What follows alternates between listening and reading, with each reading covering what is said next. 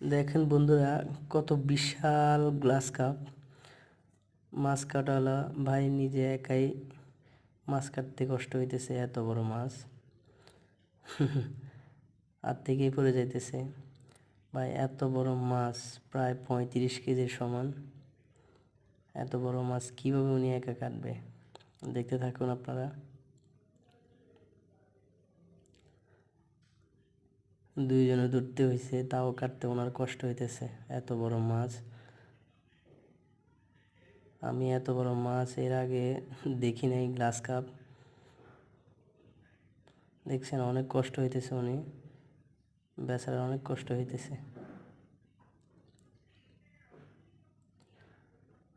মাছটা অনেক বিশাল।